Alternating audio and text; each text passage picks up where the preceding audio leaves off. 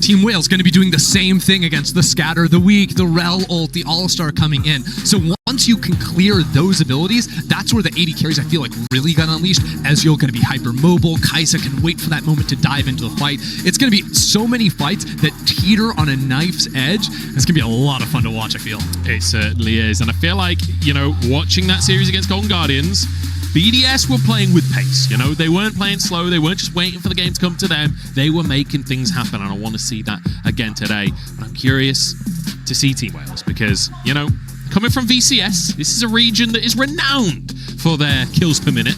Like, this is the region that took the kills per minute title from LPL just a few years ago, and since then they have maintained that high kills per minute. So I'm hoping and anticipating that this should be a little bit of a bloodbath. Yeah, Team Wales is a bit of an anomaly though, because compared to a lot of other representatives from the VCS, actually looking at them compared to all the VCS reps that have rejoined ever since the VCS started re-attending international events, they are the least bloody of the early game teams on that front.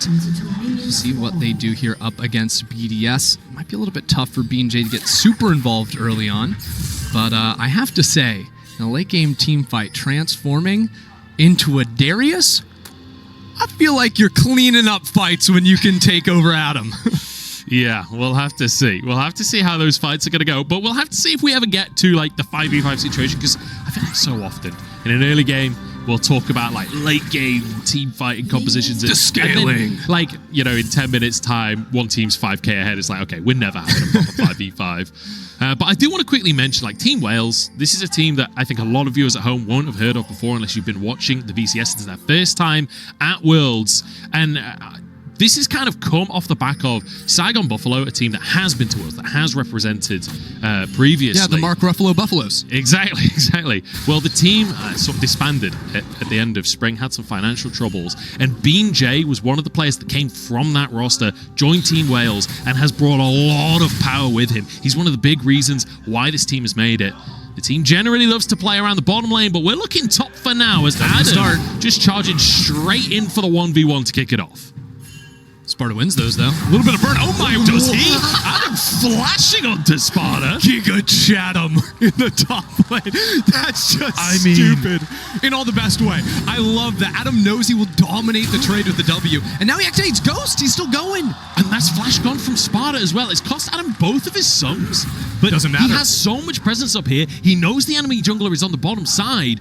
He should be able to just get a crash and a free reset. And he's doing this because Sparda has Ignite on the other side too. So he's like, I need to take control of this lane quickly. Get that prio. Sparda's never going to be able to fight me. He walked in and warded BenJ's red buff initially as well. So BenJ might have a chance to avoid vision. Check this out. Missing ping on the red buff. The timing is BenJ could have cleared 3 camps, but he has avoided vision entirely. And Adam is super pushed up with no sums. The thing is, his minion wave is so large and Sheo is looking to cover. Sheo knows how his top laner plays, that the gank opportunity fizzles out. And on top of that, like, Sparda's so low. Oh my god, they're diving. Even if you go for... Oh, hang on. Surely not. They're actually going to go for this one. BenJ's in the area. This could get dangerous. Apprehend in. The stun is there. Good dash away from Sparda. Negates the play. I love this, though. Straight off of the bat, we are seeing BDS taking this game into their hands. Yeah, they just want to keep pressuring here as well, because anything, Sparda's going to be missing minions. Bie looking around mid lane for Nuke. Nice scatter of the weak, though, and he's too close to tower to actually make anything happen. So back to top lane. We're diving. They're just going to go for it again. Sparda, though, gets stunned onto Adam. The turret, that was hitting a caster minion behind Adam, not hitting Adam. But these are wins on wins on wins. BenJ loses the flash. Sparda uses the Ignite. Yes. No kill. And the minions, exactly. I was going to say, when you're fighting underneath the tower, oftentimes, you know, the blinders go on, and you just go for the kill. But BDS just denied, I think, 7 minions that I saw underneath the tower, just off of those 2 dive looks at Sparda. The man is hurting in the top lane, and it's all off of that pressure from Sheo. And one of the best bits is as well, Sheo, he may be a camp or 2 down now, but BenJ has kept on trying to come back up.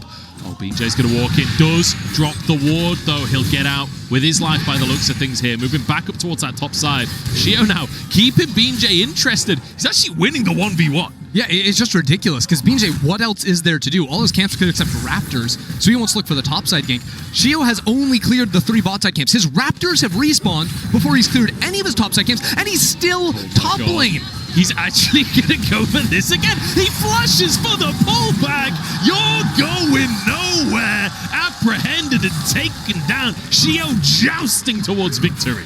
If you play top lane in solo queue, you have known the situation Sparda has found himself in, where the enemy jungle refuses to clear his camps, and you're like, eventually you just gotta step up and farm a minion. He's only got 12, but he just one after another after another. BenJ's right there, just shadowing him, but it doesn't matter without any sums. It's just brutal. He's been absolutely brutalized. He's 20 CS down at 5 minutes. That is...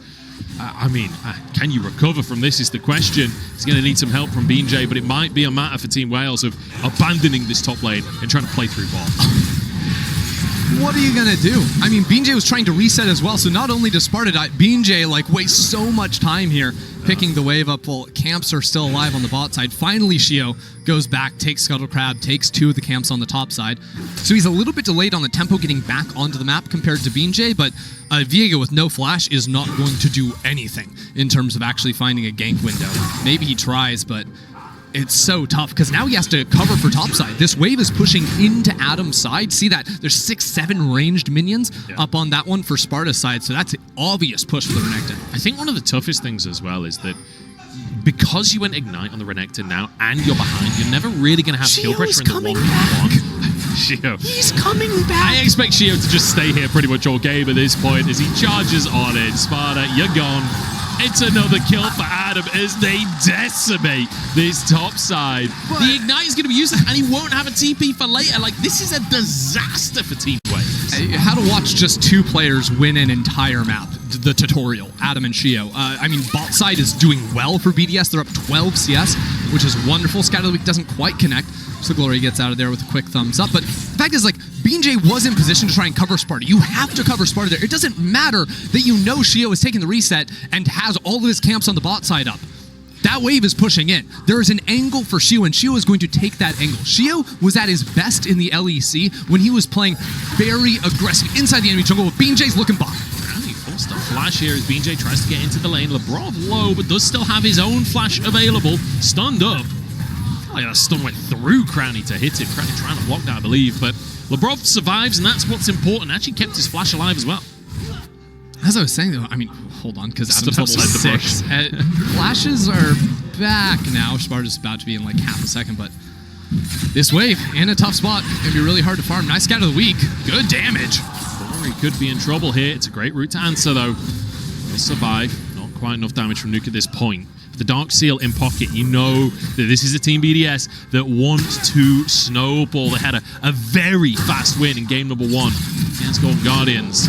So far, so good to try and replicate. Sparda trying to answer this one. Ignite available, but just has to slice and dice away. Good news for him. Jungler's on the bot side of the map, so surely Sparda's not going to get dove, although now that he doesn't have the Dominus, maybe he just can be. He is down 30 CS at the moment. That is brutal. And now Sheo's jumped over the wall, starting up the Dragon. BDS are a team that love to stack their Drakes, and it comes when Adam roams down. So he takes this early priority and just starts walking down on the map. He's not going to go for the full roam this time because they realize, hey, we have full bot prio. Mid lane's looking good as well. So he rewards the enemy jungle. Look at the coverage. Ward on red buff, ward on Krugs. There's that control ward to the left of red buff as well that's going to last a long, long time. You're not going to do anything as BenJ on the top side of the map this game. And in the meantime, the bottom side are ahead as well. 10 CS, they've got Prio to force this Drake as well. And Sean Nuke falling a little bit behind in the middle. Okay. Oof. That was a weird bit from both sides. So Gloryy was really considering the flash there because Bie could follow him up. But then, right when he was about to, sees Labrov come out of the fog war, cancels it. Yeah. But still got the flash out from Nuke, who was predicting the flash from Gloryy. As now, with no flash available, rooted up, might just be taken down here. That's a nice little kill, but a solo kill in the meantime. Shadow, he wants more. Just take it over. BenJ gets their herald, but Adam's here to try and apprehend it. Ultimate out from BenJ. Okay. Team Wales, let's keep fighting around mid. Let's try to fight around bot. Top lane is a disaster. We ignore that entirely. But the angle they just looked for in mid was fantastic. Burn the flash, then immediate repeat, and they find the punish. Hold my point for a second, because Sheo might be on for something here. Charges in and just takes the red Sheo, buff away. big counter jungler in the LEC. Honestly, he's just not giving BenJ a second to breathe. And I want to just... Oh, let's do the replay, and then I'll come back to All right, I'm going to guess that he uses his abilities. Okay, there we go. W to slow. Yep. Sparda uses his abilities to run. Adam uses his abilities to chase. And then Adam kills. Okay, yep, that's how that works. You know, 46. Adam going full French. He loves a guillotine. As Sparda could be in trouble again. Sheo is here, pulls them in, knocks them both up. The sustain is there, and BenJ bleeds to death. Sparda's gonna be next. Is the Q coming back up? Quickness though. Oh, but he channeled it just in time. The buffer is beautiful from Adam as he looks for a little bit more as well, and he still lives on. Adam is unstoppable. Adam is here, and he's not here to play games. He's here to take names. Top lane 5-0-1. Dominating. He didn't even have the ultimate for that 2 versus 3. And they turn it straight back around. It's just disturbing what he and Sheo have done this game to the top lane. It's brutal. And on top of it, like, Team Wales, they love to play around Artemis. That's their usual game plan. And they feel like they can't this game. They feel like they have to focus on Adam. So they're playing against their usual strengths anyway. Just give up. It's not gonna work. You think Adam's by himself. He isn't. Sheo is always there. They are best friends on the top side. And look at that. I mean, like, Adam, every single Q, it's hitting 2 players for the maximum damage on the outside there. Here again, Sparda tries to walk in. While he's charmed, that Q still goes through from Adam for the kill. They just cannot finish it off. I mean, I'd love to see the total number of, like, healing in that fight from Adam, because he got solo so many times. Oh my god, he's done it again. Does he just Is bleed? the bleed enough? I don't know. There's a pot ticking away. The bleed is there. Is it enough? Oh, you better believe it is. Adam just can't stop. See, I remember I told you that's a different player than Fnatic Adam? Yeah, different player. No, yeah, completely. I'm with you. His name isn't even Adam anymore. We call him Chatham. Yeah, this is something else. Like, I can't remember the last time I saw a player have this many solo kills, have a 6-0 scoreline at 11 minutes in the game. I mean, he's making it look like 2015 Juggernaut patch Darius. Like, I don't know what to say. Like, is this C9 balls in the top lane, or is it Adam? It's just disgusting either way. Yeah, this is something else. And Team Wales, they're in such a tough spot in terms of trying to get control of the rest of the map again, because, like, mid and bot relatively even. You've got a minor lead there for Gloryy. Obviously did manage to get the kill alongside BenJ, or I think it was Bie actually, in the mid lane onto Nuke. But aside from that, you're really struggling. And Sheo, even though he sacked a lot of farm early on to make this camp happen up towards Adam, he's actually even, because BenJ had to spend so much time trying to answer the camp. Yeah. It's upsetting, honestly. I will say, I'm a big fan of coping. So, Team Wales, what do we do here? First step, ignore top lane. Sparda's going to farm under turret as well as he can. He's probably going to die a few more times. That's okay. We need to start investing in other areas on the map. That's going to be around your duo lane, around mid lane. I think Gloryy is definitely a player you can get behind. Already has the kill, the lead. Now they're going to get some turret plates into the Kai'Sa's pockets as well. So, lovely. That's exactly what we need to be doing for Team Wales. Now when it comes to the team fights, it is a hope and a prayer that we can kill Adam and that BenJ can assume his form in the fight. You turn into that turbo-fed Darius, all of a sudden, all the early game doesn't matter. You're taking that for yourself, all those items, and those fights could genuinely turn. It's actually a genius strategy from BenJ. Oh yeah, it's the strategy. Like, get the Darius really fed so I can be the really fed Darius. Sparda is just so smart. It's all part of the plan. I can't believe how much the bleed did as well. Through a He's pot. potioning. Like, the man is glowing green, and oh. Not anymore, he ain't. Not anymore. Not even a blink of emotion there. Puts a little grin on as the bleed finishes him off. Oh dear, Adam is having the time of his life on the stage right now, and rightly so. Nuke is top lane right now, but I don't think that's going to matter for Team Wales. Gloryy wants a reset, and as a matter of fact, that's just a lot of minions lost on the top side. As soon as actually all these players are showing they're teleporting in, they want the fight. Labrov stepping backwards, does dodge away from the stun from BenJ there. Drake taken.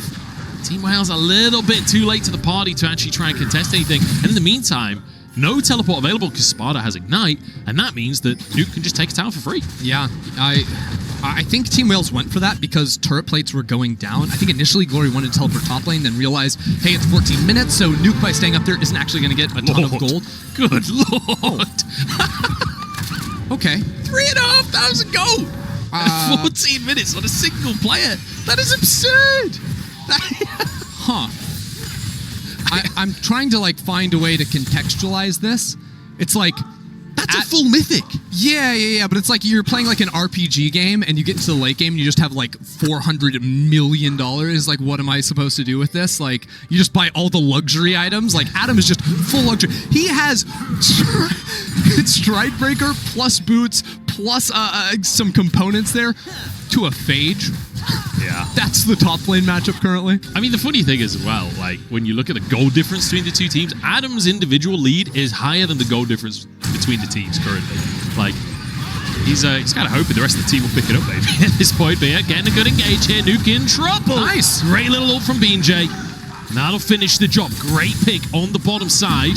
As BDS in the meantime, we're going for the Herald. Yeah, that's exactly what you need to look for. Look for cross-map plays. Sacrifice Herald, but Sparda gets to easily farm that bot side. BenJ gets the kill. Artemis has push in mid. Like, they actually get to win in 2 lanes very briefly for the price of the Herald.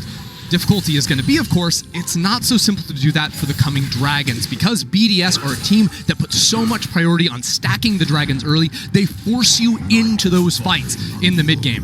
Maybe Team Wales can give the next one because, frankly, if Adam shows up, it is completely Jover. But that 4th Drake, they're going to have to put up something.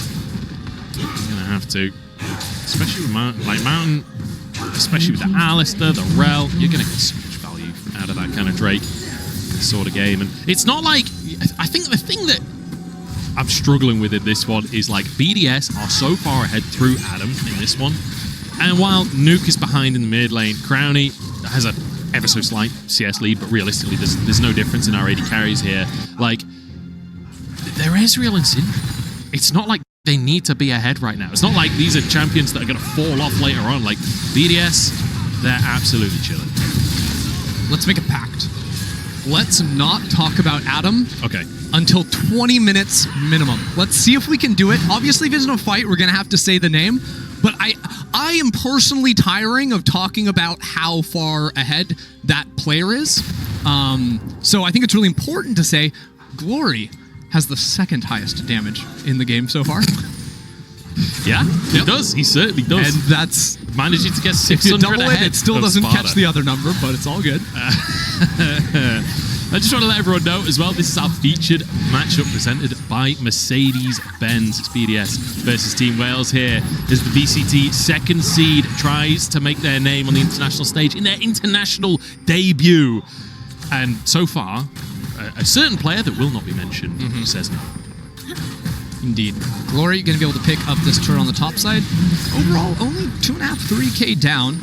But this mid lane turret is certainly going to be falling on the push right there. 4 players grouped up as BDS jump onto BenJ. He's going to have to ult out again and still in trouble. He has to flash. It's the 2nd time now. He's just been forced away. Demanded to use his ultimate to escape. And if you just look at the minimap currently, like the fact of how much vision, forward vision BDS have, make the game impossible to play. Because Team Wales looking for the cross-map pressure or anything like this, it doesn't work if BDS are just pushing into mid, and looking for picks doesn't work if they see you coming a mile away. Nuke could be in trouble here as Gloryy tries to move up. No, he's not! They toggled vision, even I was baited! And Gloryy goes down. As we're not at 20 minutes yet, I won't mention his name, but a certain player may have just rested 7 kills. Nuke just at the end of the fishing line right there, just reels Gloryy on in. Completely destroyed. But this is what I'm talking about. There's just pings non-stop. I actually don't think Gloryy had been seen with the vision coming through. I think he avoided that narrowly as the base was being channeled there, but it doesn't matter. He showed up on the vision when it mattered, and now we're just 15 seconds off of Drake. Positioning on map tells me Team Wales don't want to fight this. Yeah, Bie looking for a reset here. Only has 1 ward on the support item. So he's actually playing top side, and again, looking for some kind of cross map. That's not going to work, cross-mapping around this Renekton, though, perhaps. just offering some support and, of course, maybe a chance to place that ward on the enemy blue buff, which he does before looking for the reset. The one thing I'm looking towards for Team Wales here is, Artemis now 2 items, or 2.5 items on this Kai'Sa. The guy's known as a bit of a teamfight monster. Like, this team's identity is not really about just like slaughtering the early game. It's much more about winning those team fights later on. So hopefully there's a situation where, we've seen already Kai'Sa's absolutely assassinating people. Yeah. We've seen what this pick can do with the right situation. I mean, Kai'Sa versus Ezreal, almost a famous matchup for being able to just one-shot the Ezreal. So BDS, even though they are ahead, even though they've got a big lead up in that top side, like, they do need to be cautious on how they play, because you misstep for just a second, you are going to get one shot. It's true. I'm kind of two minds about this Kai'Sa build, because obviously, like, all-inning on the lethality early is so much burst damage, especially on squishies. But if you're forced into a position where you have to fight front to back here, and you're just hitting a Darius, a Sejuani, and All-Star, like, that's going to be neutralized pretty heavily. And I know, the Kai'Sa like to dip into the AP after this. The passive, of course, is going to do a lot of percent HP damage and sort of make up for that when you are hitting frontline. But I still think the only fights that Team Wales really have a chance of winning are fights where Artemis can follow up on some kind of engage from like Gloryy and Bie onto the squishy back. Trying to get onto Adam here. 4-man stack. Adam is tanky though. He pulls him in. He heals himself up, and the rest of the team arrives. It's disaster for Team Wales as they try to find a pick, and they just get slaughtered. 3 picks for BDS and straight onto the Baron. You just can't kill him. He is going all the way. Now Labrov and Nuke hunting down the last 2 kills. It's a support and a minion fleeing the scene of the crime. PA is going to fall on that minion. I don't think they're supposed to be able to run that way. Yeah, Glory's going to try and get away. I don't know if they're going to make chase properly, but actually it looks like Crownie wants to, heading up towards that direction. Gloryy tagged. Red buff, I think, taken away there. So the slow should be in play as they look towards Scatter the Weak potentially. Gloryy trying to get out with his life, but they will not allow a single soul to escape. BDS, they take Baron. They take a delayed ace. They might even get a tier 2 in the mid lane. Adam goes legendary in that fight. Remember, I was like, I don't know how they really get through this front line. Adam just would not die. And the fact that his Q is hitting 3-4 players every single time, that's just an absurd amount of healing. I mean, BDS coming into this tournament looking so good now. Man, I mean, Artemis is here, but again, it's the lethality build, so is the damage actually coming on in? First of all, big shield onto Adam initially, then the Q to survive. He also hits the Punny Fruit. Is able to scoop up maybe 1 or 2 off that. I mean, what are you going to do? the Stride Breaker Q onto Artemis just does like 2/3 of his health. Yeah, Adam he's been breaking ankles all game. Adam didn't even like go towards Artemis to try and finish him. He just walked off to the rest of the team. He's like, you get that one, Crownie. That one's for you. That's a little freebie. I'm going to go kill everyone else. That's like awesome though, right? Because that's how you need to play the... I'm going to hold that thought because Glory's a minion again. Count your minions. Okay. He's not going to get away with it. There's 4 melee minions. I wonder which one's the Nico. That's a little game you can play. But yeah, I mean, just the Darius positioning in the middle of as many people as possible is exactly the position you want to be in. Maximize that AoE damage. Yeah. And I mean, the healing as well. The first Q got him like 500 health back or something absurd. It means you're so much tankier than you actually look. And he's already pretty tanky. Count your minions! Trying to get onto Crownie, but good buffer on the E, and now suddenly the crash down is there. BDS with a beautiful re-engage, and that is going to break this game wide open. Adam's not even doing anything, and they're winning the fight. Like, what is that, man? Gloryy went for the big play, but Crownie way too slippery. This was an absolute shellacking from level 1 with Adam flashing onto the face of Sparda in the top lane. Sheo never left, and BDS never let up. Adam literally started the game by ganking his own lane and just decimating from there. 14-2, a 24-minute win here. BDS, they have shown up to play-ins. They dominated Golden Guardians to get here, and they are meaning to carry on where they started off here. 15-2 as they look for a couple of bonus kills. Sheo just about gets away with his life as the Nexus